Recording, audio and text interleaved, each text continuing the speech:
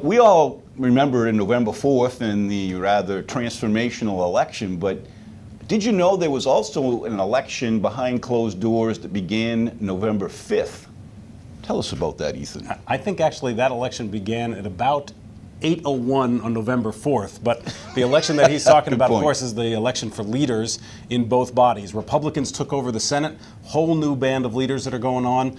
Democrats lost the Senate but maintained the House. Now what happens there, for those who don't know, is immediately your colleagues begin calling you, wanting to meet with you, sit down, try to get you to elect them to be the leader of your caucus moving forward. So those folks become the public face and the negotiators for all policy in the next session. And it began literally weeks before the election, when all that money that you didn't know was coming to support your re-election campaign, all of a sudden, as Ethan's saying, these phone calls come in and say, hey, you remember when that mail hit the mailboxes or that commercial? That was me. So how do you like me now? I'd like you to vote for me to become floor leader.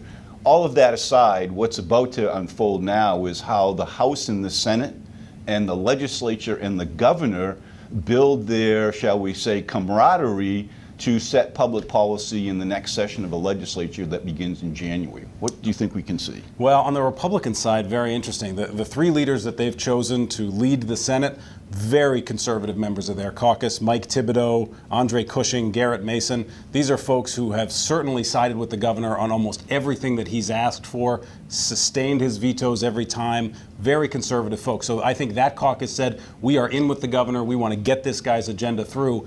On the House side for Republicans, same. They put Ken Fredette. He was a great cheerleader for the governor last time. So I think Republicans clearly sending a signal, we are going to fight for what the governor wants. You know, what's interesting to me is on the Democratic Senate side, Justin Alfond appears to be remaining in power, so to speak, for the Democrats, which is kind of interesting because traditionally, and shall I say diplomatically, if you're the Senate president and you lose the majority, you kind of step away and let the next person lead the Democratic caucus.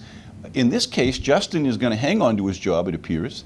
He's term limited, so it's not as though if they regain the majority, he's going to benefit. It's going to be interesting to see how that leadership style moves ahead in the next session. Yeah, he's going to have to work very hard to keep to try to regain the majority. Probably that's his number one focus. That is if he wants job. to rebuild his reputation at this point, he's got to get that caucus back to a majority somehow or another. On the House side, Mark Eves, obviously he was the speaker before. He maintained the majority. He keeps his job, as you said, that is tradition. And but he's been reaching out, trying to find a more conciliatory tone. But the Democratic House is really the place to watch because it's the one body that's going to be focused on stopping what our side would call the worst of LePage. Well, it will also be interesting to see if the entire legislature and the governor got a message out of this election that Maine people want these agenda items that LePage ran on addressed. Can they do it in a collaborative way and get something done? We shall see.